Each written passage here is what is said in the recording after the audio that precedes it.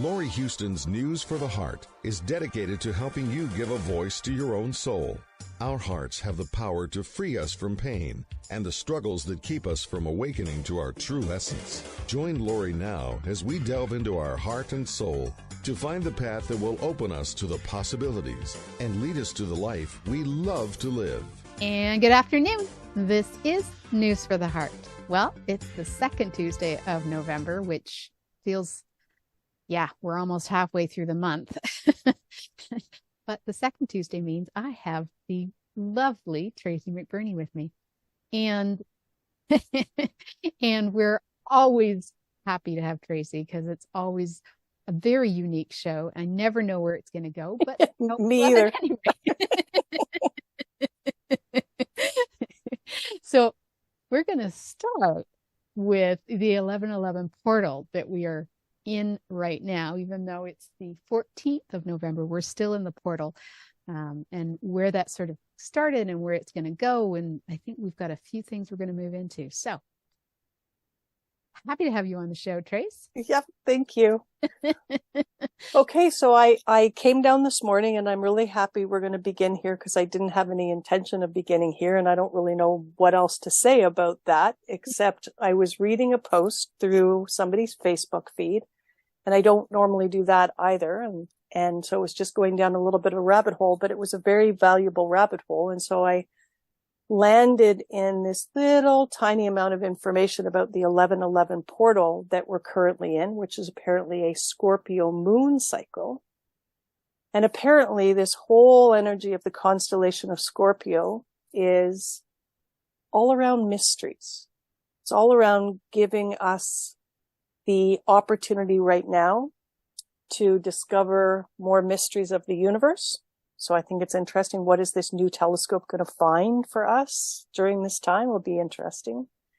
But it's also about us being able to discover the mysteries within ourselves, like who we actually are in some mysterious way, somewhere where we've never unlocked something or seen something. So there's energy to that right now in the 1111 portal.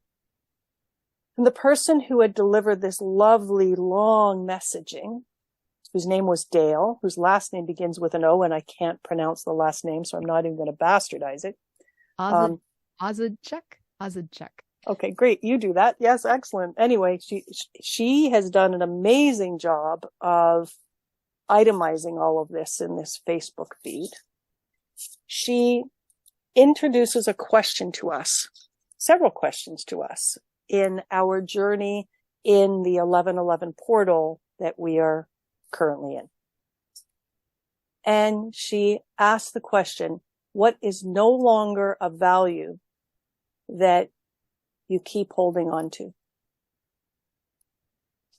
Because it's a really good time to start looking at letting some of these things go. And I thought that was a fascinating question for her to bring forward, because I guess I was already being impacted by this portal in the sense that my husband and I had a discussion about a storage space that I was looking at repurposing in our dining room to be able to make something work better for us. And really recognizing that these giant, beautiful cobalt blue chargers, like 8 of them in total, stacked all in one side, taking up a big chunk of this armoire space in our dining room, we'd used once. And I'd never been able to figure out how we managed to use those again. And this was for the kind of big, beautiful dinner party that we had for friends years ago after we were married.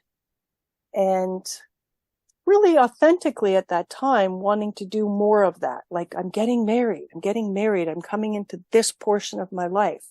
You know, this is what you do when you're married. This is what you do when you have a husband. One of the things you do is you have these more lavish get-togethers and social events, and you blow everything out, and you put all this stuff on tables, and you make everything beautiful. And of course, this was my version of that, which was quite a little bit different than what I'd seen with my parents. They never had big chargers, but this was my version of it. And I love these cobalt blue plates. And we managed to do that once. I managed to pull that off once, but my husband's a musician. So a lot of the time he's playing on Thursday, Friday, Saturday nights. And so there really wasn't a social life for us to have on those weekend nights when most people do social things. And you got an understanding of that. You know, I got an understanding of that. I got a little bit of a wake up call around that. Like, this idea of marriage, this idea of get together, this idea of social life, this idea of all of this isn't going to fall like this. But I have all these plates and somehow and I have all these plates and I have this cutlery, I have this silver, I have these things. I'll figure it out. And I managed to figure out once and it never got figured out again. And the plates are there. And of course, one of the pieces was like, she's asking, you know, here are the things that you valued. And then I did value them. They're actually quite expensive. I valued them. I valued their beauty. I valued them for their beauty. And they are beautiful. And then here I am holding on to those. So, you know, why am I holding on to those? Well, lots of interesting things come up when you sit there and ponder that. They were expensive. People spent money from our wedding and wedding gifts for these. They're expensive. I'm holding on to those because they were expensive. You don't just give them away. You don't just send them to Value Village where people aren't going to recognize how expensive they are. And you know, that's not a right way to honor these plates. This isn't a right way to honor Ashley's as a store. This isn't a right way to honor all.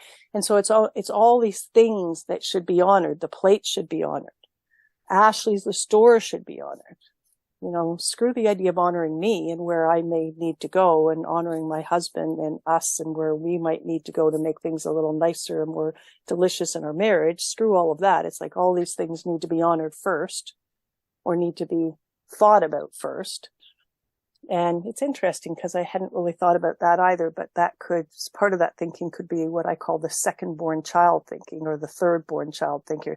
In other words, you're not the firstborn child, so you always had a consciousness that honored other people and were aware of other people. You came into a family that belonged to somebody else before it was going to be anything you might be able to call your home. So it's like the consciousness of a child that is not first, and then who you consider because you're not first. And it's not to say that there are a bunch of firstborn children running around the planet who aren't considering other people. but they did have an opportunity to just be the only thing considered. Right? The only thing that mattered, the only thing considered. Now, there is some talk about, you know, you should take the firstborn children, put them into the recycling bin and bring them out as thirdborn children, you know. Whatever. I'm not going to get into that, but I think part of it was that, you know, the automatic pilot programming for consideration of somebody else first. Consideration of almost like the feelings of these blue plates first. Like how would those blue plates feel if they had feeling that you're just giving them away without honoring them and recognizing, you know, their value, their monetary value and just their value. Anyway. So it was interesting to look at all of that and look at the craziness of my mind. Like, you know, just kind of finally just going, no, I'm not going to consider any of that. I'm going to consider what's important now. Now, I wish Ashley's all the best. I do. I think they're a lovely store. I don't know where they are now, but I think they're a lovely store. But I'm not going to make them my first priority of consideration. You know, we need more space in that hutch to be able to store things in a different way, to be able to declutter, to be able to reorganize, to be able to reinvent, to be able to. And I love you, blue plates, but I'm not going to consider your feelings, so to speak. Or it's like, I'm just going to recognize whoever's going to pick those up, whether it's on Facebook Market for $2 or whether it's, you know, Value Village for nothing that I would get any money for. Whoever picks those up, they will be beautiful to them. And they will recognize their beauty. Sorry? You could sell them. Well, it's also interesting that I have tried to, and I'll pull those out and I'll do that and I'll put them on Facebook Marketplace. but it's just interesting. It's interesting that, things that I think, wow, they did have monetary value. They are crystal glasses. They are, and it's like nobody's saying yes to those. Nobody's saying, so it's just interesting. Mm. So, it's also interesting to see what people are valuing. Yeah. Things have value because people see them as valuable to them. And I think as people are living in smaller spaces and don't have a lot of space for things. Having said that, I thought for the right person, chargers to make a nice plate, to make a nice table, really nice glasses that would go with those. I would think those might be quite a special thing for a generation that maybe is spending more time at home. And, when I look at my son's group, who's sitting in that mid-20s, they've got their own way of speaking. It's like, we'll go out. We're going to buy the $16 cocktail, Mom. The $20 cocktail, we're going out. We're having one of those. And we're having a few at home, and we're eating more at home, and we're making meals, and we're doing potluck dinners, and we're doing all that stuff in somebody's house. Kind of a little like where my parents were. Mm. Right? When I think about all of the social events that I went to as a kid, that I got taken to as a child, where my parents were doing social things on the weekends with their friends, they weren't doing a lot of those things in restaurants. They were doing them in somebody's home. Mm. And there were some pretty lovely tables that got set at those times in people's homes. So I think that's where my consciousness was. That's where I thought I was going now. And, if I'd widened the scope, I would have kind of seen, well, that's not going to work. But I didn't see that's not going to work until I was in it, until I was just in it. So those blue chargers are going to be leaving our lovely buffet, and they're going to be either sold or, and with thanks, with gratitude, with appreciation, with a recognition of, nope. The place that's being made now is going to have 2 file boxes in it. It's going to be a much more organized place for my husband's files that are landing on the dining room table, and my mail that's landing on the dining room table. And we're going to clean off that dining room table more and not use it as the repository for stuff coming into the house. But now we have a way that doesn't ask a lot of people. It's just like, it's a way that's really right next to the dining room table, and now just kind of hidden away. And it's just like, man, that would have been cool to have invented that a long time ago. I didn't see it. So anyway, we're going to experiment with that. So this concept of what is no longer of value that I keep holding on to, I think that I looked at that as far as the blue plates. Looked at that as far as the cobalt blue striped wine glasses. I've looked at that from some of the things that are in the cupboards. I've looked at that from some of the clothes that are in the closet. I've done that. I've looked at that. But I'm also looking at this concept of what I'm prepared to let go of what I might have valued once. What I might have seen as the best once. I'm prepared to let go of what I've been holding on to as the best, what I've been holding on to as valuable. I'm prepared to do that with divine guidance as is highest and best. And so now we move into consciousness. What have I been holding on to as ways of being, as ways of operating, as behavior patterns, as habits? What have I been holding on to that needs to go now? That has defined me, that has identified me, that needs to go now. And so that has led me on a lovely journey of, it's not something that I haven't spoken about before, that I haven't taught about before, but it's just getting somebody else teaching, somebody else's way of seeing something, just had me very interested the other day. I was like, coding. Coding. What a mark coding. C-O-D-I-N-G. Coding. What a wonderful way to describe holding on to a program. Holding on to the codes that wrote it. The digital codes that wrote it. And I loved the person. It was Amanda Hopkins who was delivering this to me the other day. And I loved what she was saying about it. She was saying the reason why we hold on to these things. We hold on to these codes, and sometimes we hold on to these codes for dear life. We hold on to these codes because they were the best that we could do at the time. They were the only way at the time.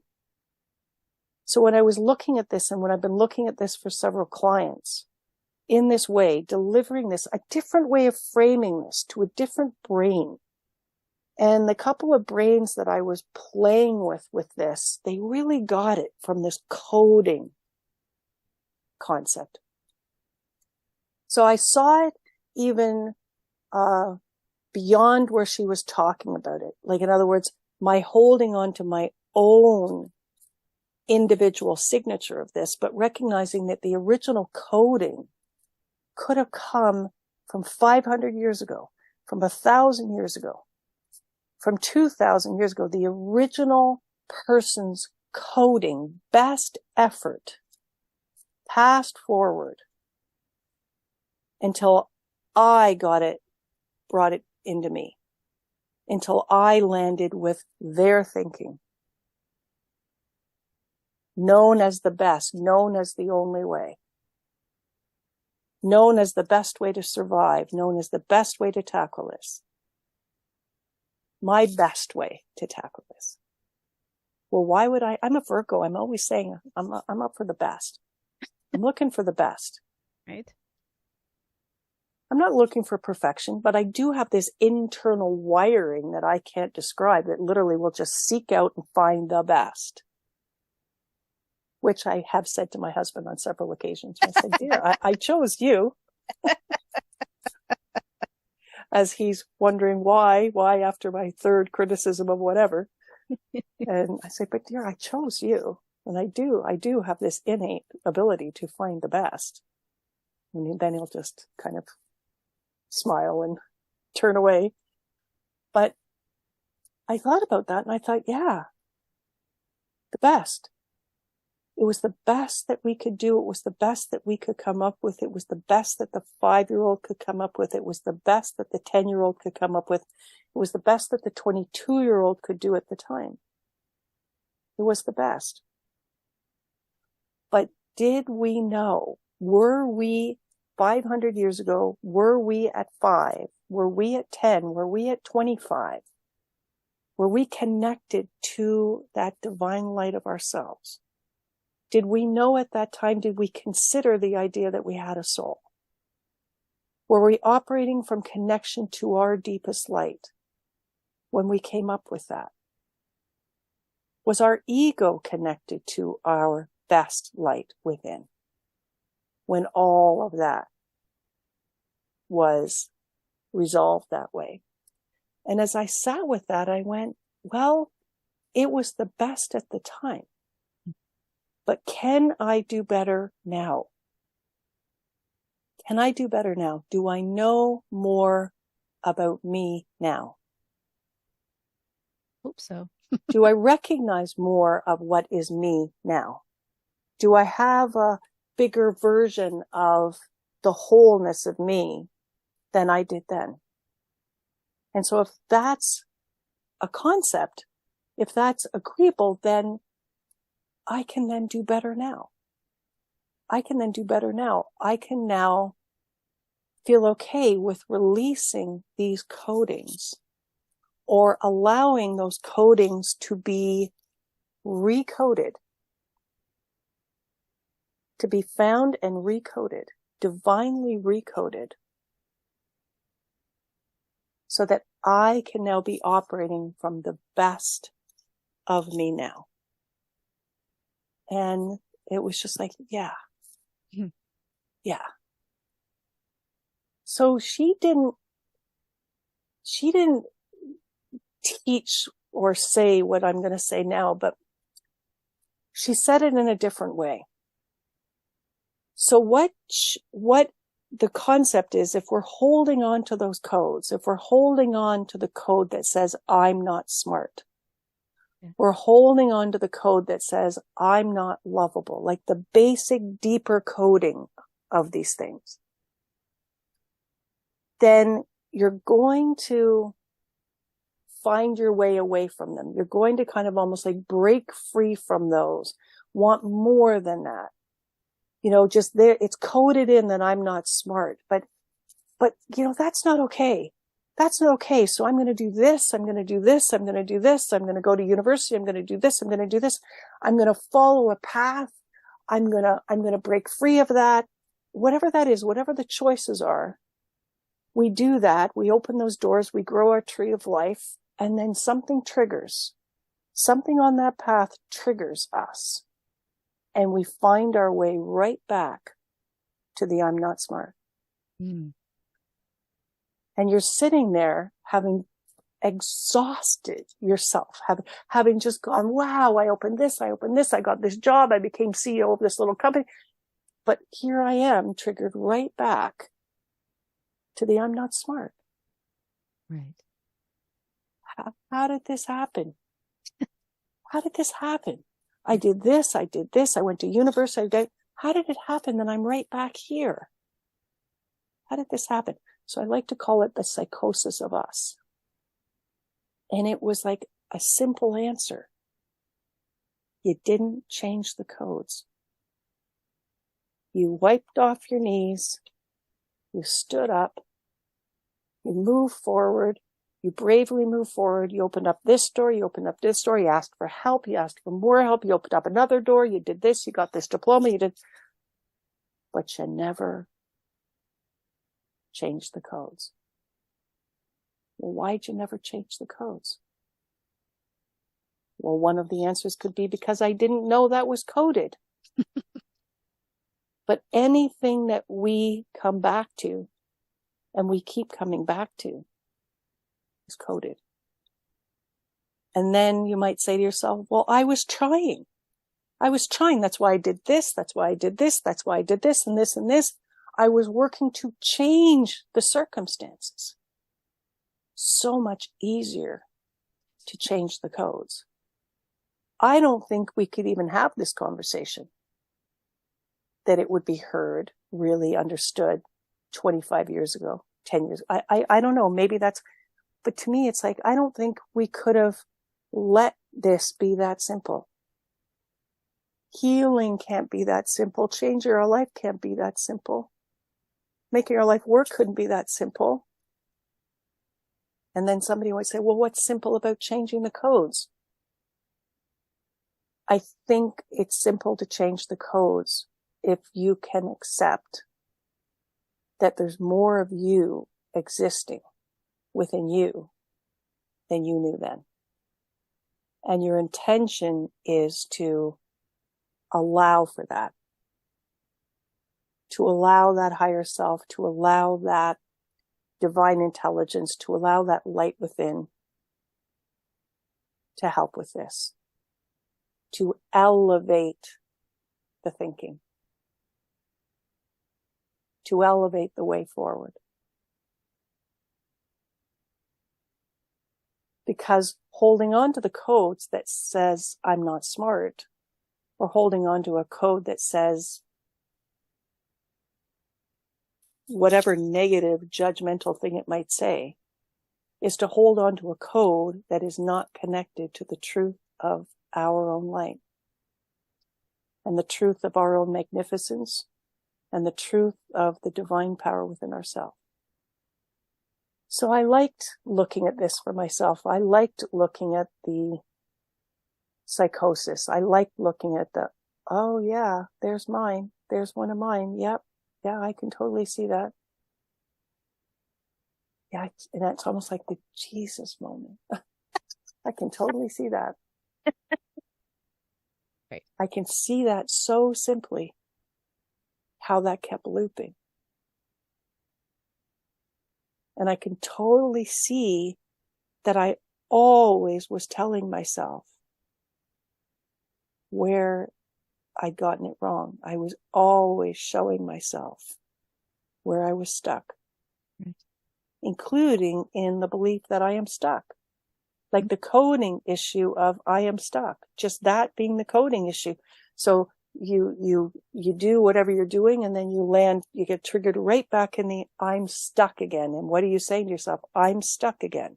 I'm this again. I can't believe I'm this again. I can't believe this is, you might even say, I can't believe this is repeating again. I've said that many times. Right. Can you think of what was repeating? For me? Yeah. What was repeating when you say, I've said that many times? What was repeating? What after you did this, this, and this, did you land back to? Okay. So, for me, the abandonment issue's always been something. I think we worked on that. I think a huge piece of it was healed last year, at the end of last year, the beginning of this year. Huge pieces. But when we were talking and you asked me what was I not letting go of, and we talked about David's tea that is no longer very many stores. There's hardly any stores. There's only like 16 stores of all over the world. There used to be, I don't know, like 200 and some odd before COVID. And I go online now because I'm not going to go downtown just to get tea. And that's the one thing we've learned from COVID is how much you can do online. Anyway, I wait for these sales. As soon as the sales come, I buy a whole whack of it. Part of it was that they used to have a program that if you spent a certain amount, you become a VIP and then you get these deals. But now all the deals they're for the stores, and I'm never going to go to the stores. So I can let go of that one, but letting go of the tea. And you made a huge point. It's specifically the one tea that I have where I have every day. The Santa's Secret. Yes, I realize it's a Christmas, but that's the point, is that it makes me think of Christmas. And my childhood thing of Christmas is just such a lovely, joyful thing. So to be able to have it every day for me is very, I don't know, calming.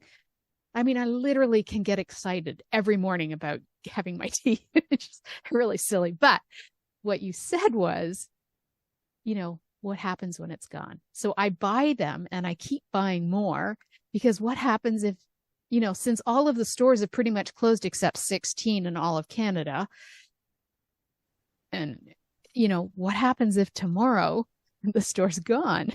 And that's what I think of. And your point to that was that it was about love, that I'm worried that every time I love something, it's taken away. So that must still be a piece that even though the abandonment thing I've worked on because I've known that one for so long, this is kind of it's a different variation of it, but it's a variation of it. Yeah. It's a love conflict. Yeah. Yeah. So it felt right. It felt, because you love that tea. I do. And you love the joy that tea brings to you, because all its scents and what it means and its picture and its box or whatever it is, it brings you back to not just Christmas, but it brings you back to how Christmas was coded. Magic. So Christmas is coded this way. Yes. And so that tea, but man, they magic in a cup. Magic in a cup. Magic in a cup. There's vanilla, there's mint, there's these tiny little candy canes that are made from rice, not from flour. But I mean, it's like magic in a cup. It's the smells and just the Yeah. So but okay, but there could be more going on here, right? They say that vanilla is a scent, an essential oil, specifically the essential oil of vanilla. And I don't know what they're doing with theirs and whether it's actually real, but that can have antidepressant characteristics for it, weight loss seems to be a very good thing that connects into vanilla. Then you look at mint, like actual mint, like peppermint, the essential oil of peppermint elevates, opens up crown chakra. And one of the things that you can do when you want to see a vision for your future is take a drop of peppermint onto your hands, a pure peppermint, put it over your nose, breathe in with the idea of your willingness to see. And you can start to see a vision for your future that might have been closed off previously. Interesting. So it feels like there's a lot going on potentially with that tea, right? But I love the fact that it's Christmas, it's magic, it's joy, it's all like they did it right for you. They did. And Right? do you know how many years it took me to try it? Because it was a black tea. And I'm like, I don't want to drink black tea. I don't want the caffeine. I want all herbal. But then one day I tried it and I went, oh my, this is good. Oh my, oh my, Oh my. oh my, you've grabbed me. Oh my. Oops. Well, the fact that your body doesn't interfere with that process. And it's an interesting piece because I'm watching my husband with his green tea. He loved the organic green tea that Stash created, and now they're not making it anymore. So he's using their premium green tea, and it's actually not good for him. Oh. And it's actually bringing up a little bit of a cough, a little bit of a dry cough. Interesting. And I started to get an understanding of that about a month and a half ago. And it took me about another month before I did it. I just showed him with a muscle test. And as I showed him with that muscle test, he was like, oh, I knew it. I knew it. I just knew it. I knew this wasn't good for me, and I didn't want you to know, or I didn't want you to do this test, or I didn't want to face this, or anyway, but it was interesting. Yeah. And when I got more quiet about it, I watched him make his tea to go off to hockey. Like, he doesn't go away with tea very often. He goes away with tea on Mondays when he goes to hockey. And for the last 3 Mondays, he's forgotten it on the table before he left. And so I sat quietly with that because I went, that's a pattern. That's a pattern. What's going on? And what I got was the body was actually interfering with the mind. So in so much as I always think of the mind interfering with the body, this was the body interfering with the mind, getting him to forget the tea. Because the body didn't want the tea. You know, so it's almost like if you're not going to honor me, the body might be saying, if you're not going to honor me, and I really need you to pay attention to this, I'd like you to pay, then I'm just going to work to bring you into a little forgetfulness. If you're not going to, do right by me, then I'll help you to be a little bit more forgetful. Anyway, I just saw that. And I said that to him, and he thought that was rather interesting. And it was quite honestly one of the first times I'd really thought about it, that I'd really thought of this reciprocal relationship between the mind and body. That in so much as the mind can very much create interference for the body. And really just the body could be just so much more magnificent if there weren't all these mind programs and codings that were interfering with the actual relationship of one cell to the next. I hadn't really realized the converse would be true too. So your body's not interfering is my point. Going back to you, your body's not interfering with your everyday experience with all of what is in that tea. But let me give you an example of where my body was. I'd read that it was really good to have apple cider vinegar in warm water in the mornings or in the evenings. So I was doing it in the mornings. And I would take a drink and I go, oh God, this is awful. And I did it for, 6 weeks. No, I did it for like 8 weeks. And then I just said, okay, Laurie, you actually know that apple cider vinegar is not good for your body. You know this, that you should be having lemon. So why did you listen to somebody else's thing about how good it is for you when your body was saying, please stop. Because it was just like, whoa.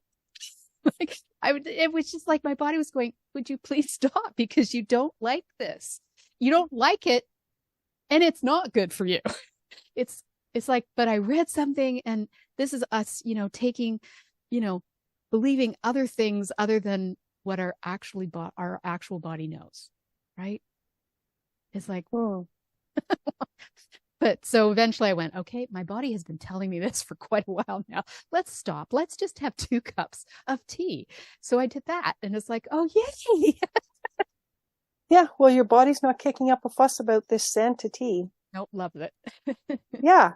So there has to be things in this vanilla, in this peppermint. There has to be things digestively. There have to be things from a mental or an emotional standpoint, hormonal balancing standpoint. Your body's not interfering with it. Right. And your whole consciousness around joy and magic. But having said that, if this is now the only place where you are turning to for joy, this is my joy. This is my joy. I get up in the morning. This is my joy. This is my magic. This is my portal for magic and joy and blah, blah.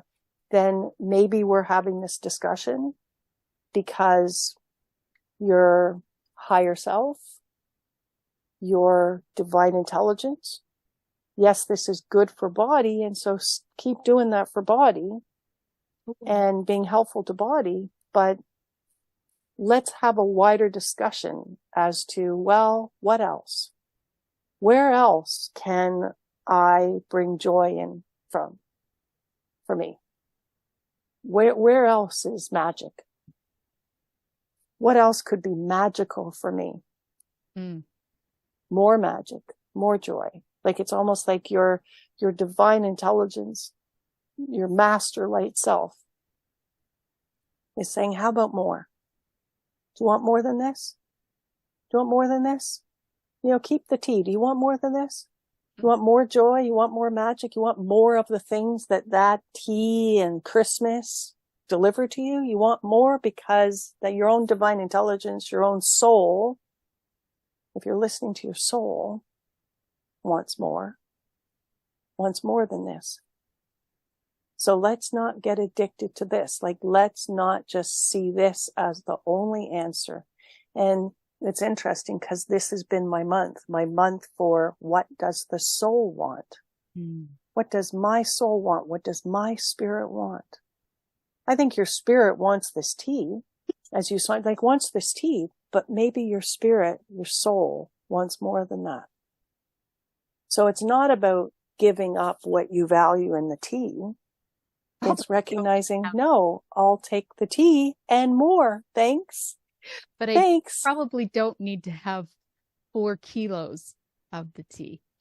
Right. But I honestly think that comes from, mind you, I think what I'd like to do is buy a box from you. I'd like to see what this actually tastes like because it sounds delicious. If you can part with a box. I can. It's really, I think, the coding issue of what I love is going to be taken. What I love is going to disappear. What I love, I'm going to turn around one day. I'm going to wake up one morning and it's not there anymore. It's kind of what they talk about, don't fall in love with that color, that lipstick color at MAC, because 6 months later you'll go back to find that color that you absolutely love and it's gone and they're not making it anymore. And then you're freaking out trying to find the MAC web, whatever online website for all the discontinued whatevers. And you might get it for a while until it's gone too. Right. So it is that coding belief, that what I love is going to disappear. What I love I'm going to wake up and it's going to be gone. So I'm grabbing onto all of that because I'm going to outsmart the universe and I'm going to make sure that I have enough, maybe for my whole life. And you're still grabbing onto it because you don't have enough for your whole life. And I don't have the storage. But that's a coding issue. Yes. The magic is not a coding issue, but the holding on to having. Right. Well, it's the idea that love goes. And so that the idea to control the scarcity of love. That's a scarcity issue with regard to love. And it's really coming, I think, from not recognizing the love within self. Mm-hmm. You know, when we came up with that 500 years ago or 1,000, you know, whatever that was, when we came up with that, and that was the best, that was the protective best. And then you just grab onto that, link into that, and run the program from there. That definitely was at a time where we were not connected to the love within ourselves. And that we do have control over. So whether we connect with that love within ourselves or whether we don't, whether we allow for that connection, no matter what happens, I am choosing to love me. No matter what happens, I am choosing to turn to love within me. No matter what happens, no matter what choice I make, whether it works out or whether it doesn't work out, I am choosing to continue to love me, to know the love within me. I'm choosing that, no matter what happens. And as we recognize the truth that never leaves, that love never leaves unless we get in the way of that. Unless we let things get in the way of that. So what do we do to change the coding? What do we say it? Is it a... Well, to recognize that was the best. So one of the reasons why the codes don't change, what I was introduced to is one of the concepts of why the codes don't change is because at the time that they were written, they were the best that we could do. They were the highest that we could see from. They were the bomb. They were the way. They were the way. They were the way. It was coded as the way. So even if it wasn't the best, it was coded as the way. 500 years ago, it was coded as the way. Oh, that's the way. Oh, that's the way. Oh, that's the way. Oh, that's the way. So even though we were zero connected to the light within ourselves, that's the way. And so we follow that because it was the way. So, and yeah, we just sit with that for a second. Because as I said that to you, I felt the drop. Like I felt, and me too, the drop. Like how many things have we held on to in codes because they were coded at the time that they were coded as the way or the only way. The only way to be, the only way to think, the only option available, the only option that's ever going to be available, and they were coded as that. Well, why would you want to let go of the only option that was ever available? Why would you want to do that? Why would you ever want to think about doing that? Well, what if, wherever that was first coded into, what happens if that person, us, them, whatever, whoever invented that, the inventor of that, was not connected to their own divine light, did not even know they had a divine light within them, did not even know they had a source of all life operating system within them? Why would you want to continue to make that the way? Why would you want to continue to say, well, that's it? Why would you want to continue to say, well, that's the code I'm staying with? So even if it's not releasing a code, it's allowing for it to be divinely rewritten. So it's not about releasing anything at that point. If this is the only one available, well, if that's true, then it's going to stay. If that's true, it's going to stay, because I'm only interested in highest and best. For me, for the all, I'm part of the all. I'm only interested in highest and best. Everything is couched by that cover my ass affirmation of highest and best for the all. So now I'm opening the door in consciousness. My intention is powerful. My intention is that I have a willingness. I am willing. That's the Jupiter decree. I am willing to allow this code, this coding, to be divinely recreated. I'm allowing this coding to be elevated beyond this thinking. So even if I haven't released it yet, because I'm afraid of that, I haven't released it yet, I'm allowing for a new divine coding to be created. or I'm allowing for a new elevated coding to be written above it, and to be written bigger and bolder with more colors, easier to find. I'm allowing for that as I still allow the old code to rest there while I experiment with the new. While I see how the new flows. Let me just see how the new flows. Like, haven't you wanted to do that with your computer? Like, you're sitting there going, you know what? I don't know if I want to do this new coding. Like, I don't know if I want to accept this new operating system, this move from snow leopard to, you know, whatever monster, whatever thing they've created now. I don't know if I want to go to that, you know, because that's just accepting a whole bunch of new codes. I don't know if this is going to work for me. And you wouldn't have just loved if you could just hold on to the snow leopard and everything there just over here while you just said, okay, I'll say yes to this for a while. Well, maybe what you can't do on Apple, who cares that you can't do it on Apple? You are a divine computer system here. Who cares that you can't do on Apple what you can do inside of yourself, that you can't do on an Android computer, what you can do with yourself. You can hold on to all of that stuff. Should you choose to. Put it somewhere over here in your consciousness where it's going to lie dormant while you allow yourself to experience the new codes. Because the unconscious mind is an ever-expanding mind.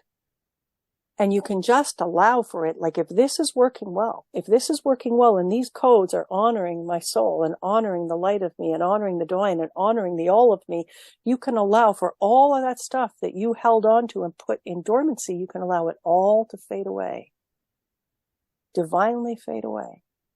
Move into decay cycles.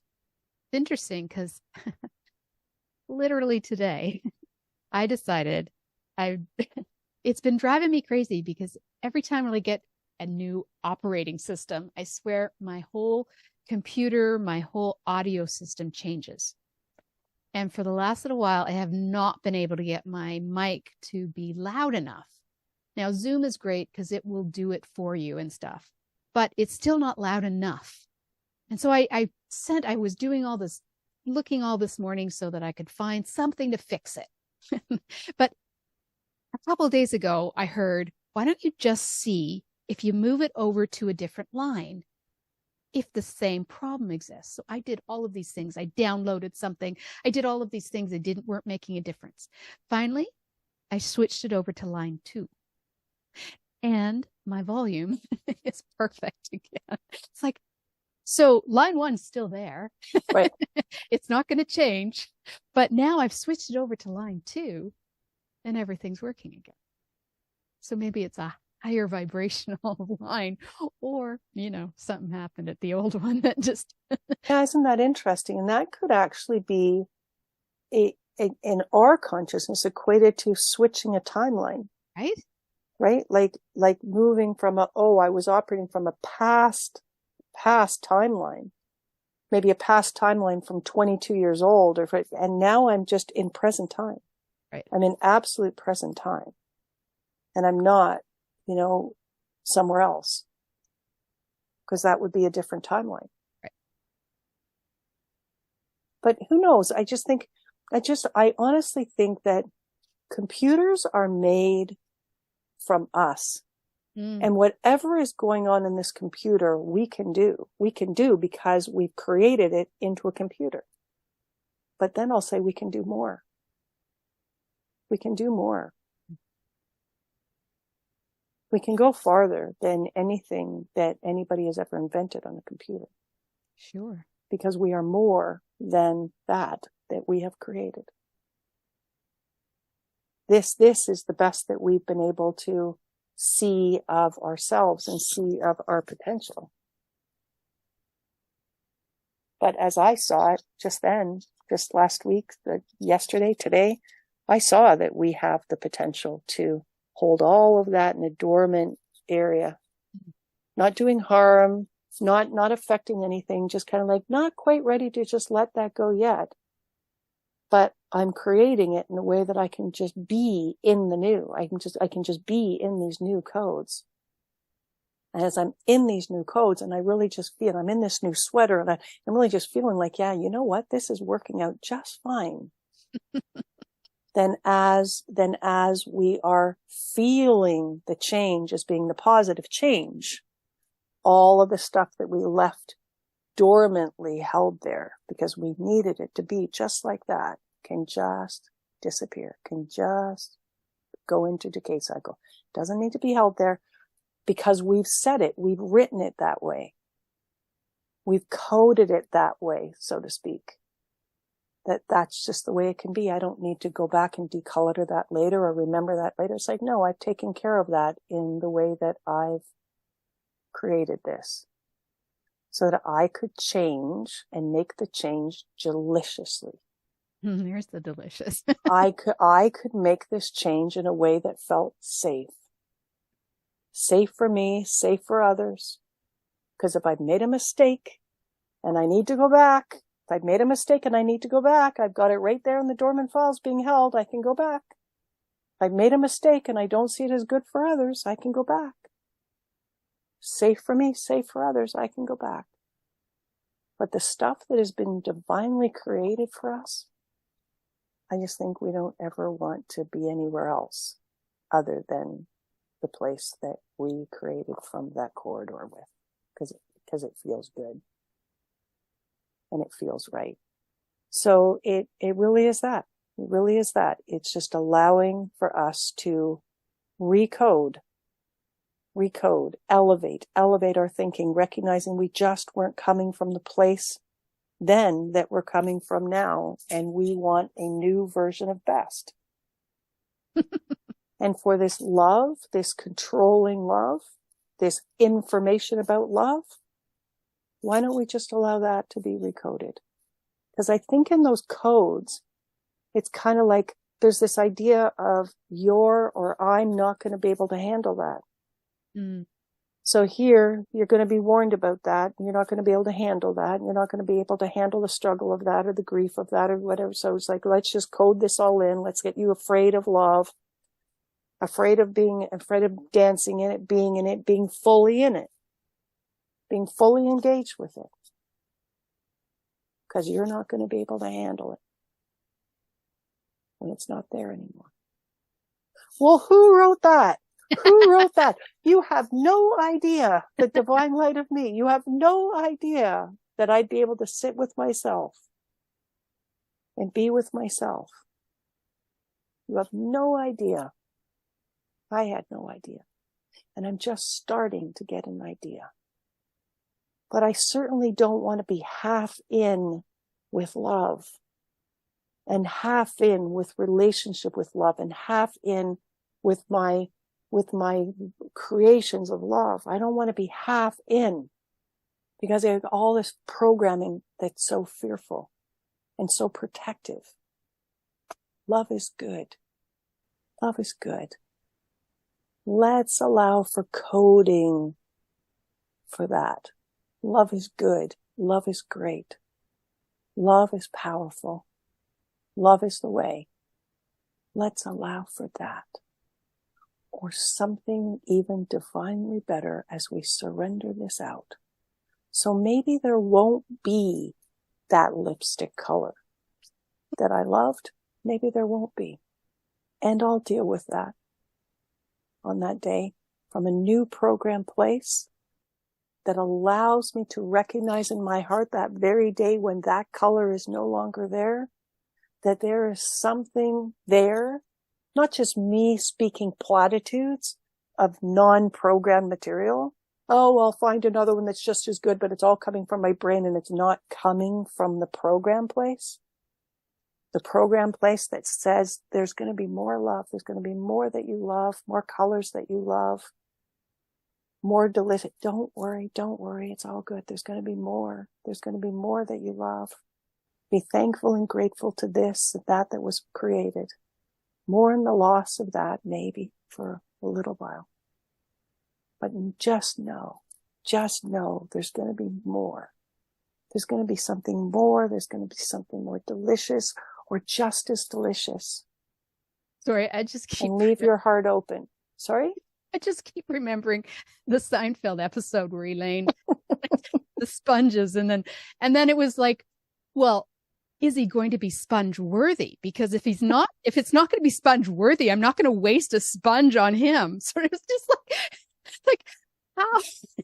Yeah, all the scarcity, right? Like all of the negativity that's bound up in all of that, the negativity that closes our heart, right?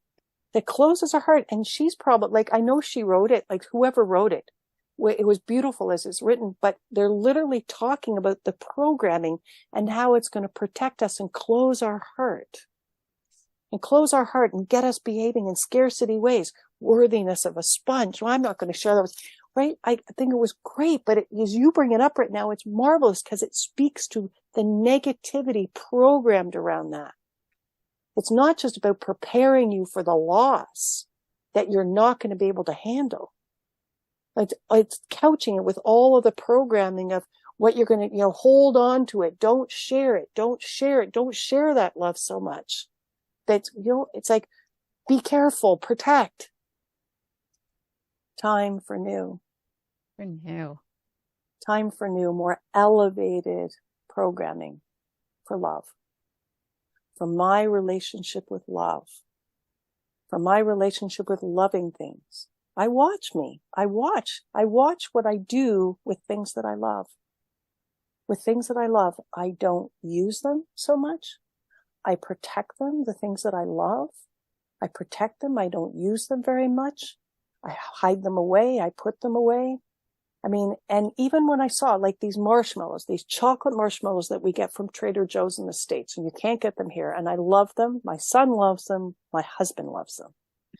I have 3 boxes right now on this top shelf away from where anybody would be able to see them.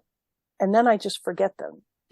And I know they're still there as I'm remembering them. There's 3 boxes back there and everybody's forgotten about them now and I'm just remembering them. But the last time this happened is I couched these away, these things that we love, push away, hide, put over there, keep, scarcity, not going to be able to get any more.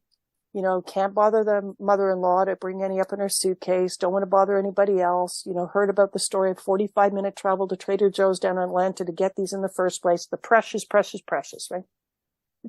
The last time this happened, I opened up the last box, the last 2 boxes, and they had all gone moldy. And you had all the white stuff in the chocolate. And I just knew, like my husband was busy gobbling a couple of those. And I said, dear, they're moldy. And they said, how do you know you're moldy? And I said, because can't you see how the chocolate's gone white?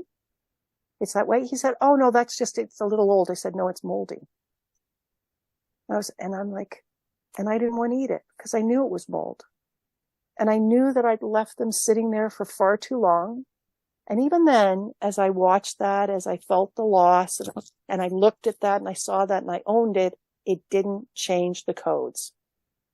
I'm so sorry, Trader Joe's chocolates, that you didn't get me changing the codes, but I'm going to change them now because it's all about love and what we're not going to do and what we won't allow ourselves to do and how we're going to control it. We control the love. Thank you. That's what I needed to hear today. Wow. What a great show.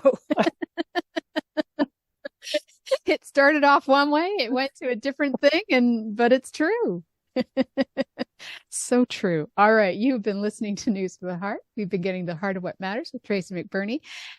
And yeah, it's about coding and love and what we do or don't do. But let's change the coding. All right. Thank you, Trace. We'll be back next month. I love you. You too.